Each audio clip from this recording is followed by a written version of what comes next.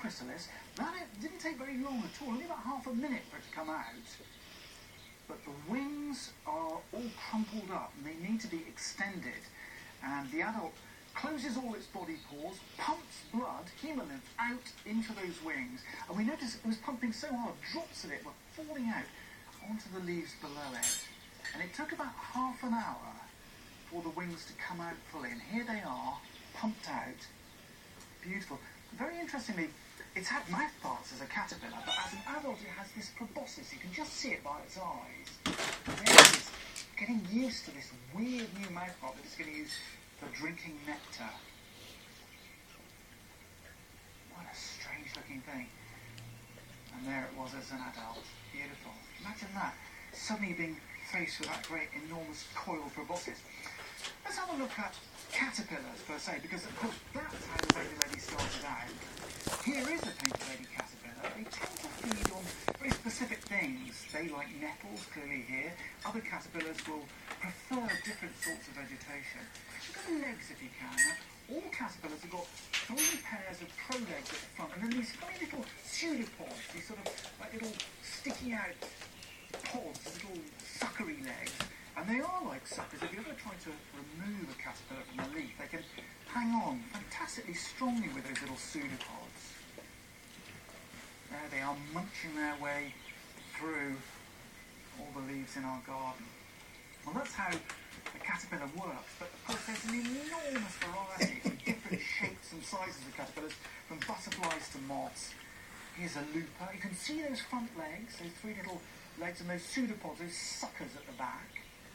Look at this one, it looks like some sort of porcupine or something. Again, the useful legs at the front. Those hairs, urticating I think they're called, and often very irritating. You have to be careful if you pick up a very hairy caterpillar. It's one of their defence mechanisms. All sorts of bizarre shapes and sizes. And of course, critically important for so many of the birds here, a vital food resource. Now, I said the caterpillars come in all weird shapes and sizes. Look at this one. This is a fantastic insect. This is the caterpillar of the lobster moth. Look at that. Its prolegs at the front are extraordinarily long. If you look at this, you can see them munching and eating away. They're shaped into a body here which is said to resemble a lobster. But take a look at this, because you can see them munching away, and you can see them articulating those forelimbs, which are so much longer than normal caterpillars here. Now they feed on birch, on beech, on oak.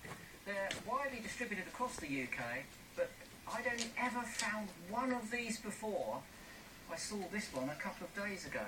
They really are extraordinary. Now, it's thought that they appear like this because they mimic ants when they first hatch from their egg, and they want to keep the ants away from the egg shell because they necessarily eat it.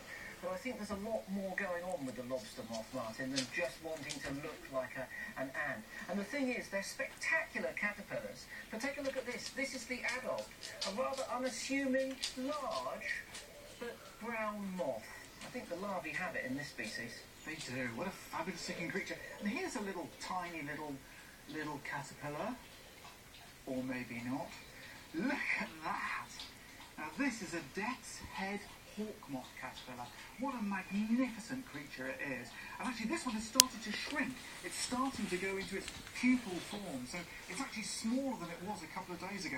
And we got these from Nigel Gale, who very kindly brought these into us. Let's have a look at this caterpillar in action. Look at the size of the thing.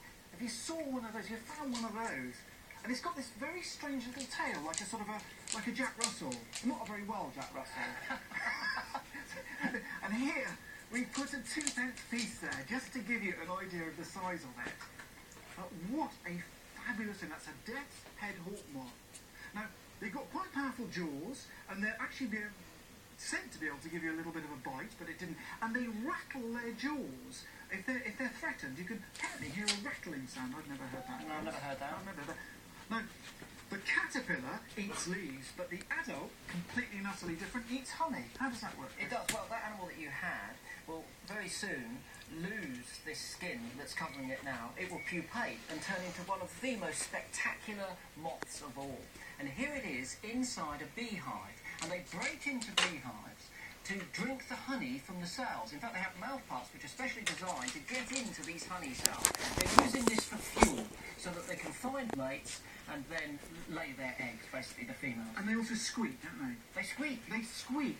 And that's supposed to stop the bees attacking them. Because queen bees squeak and it stops all the bees moving in the hive, and it's thought that the moths are trying to mimic this, but sometimes it doesn't work. Sometimes it doesn't work, no, and they scream instead of squeaking, because it hurts when you get stung. Certainly do. Can I just say that in the field of human conflict, never has so much blood been shed by so few for the entity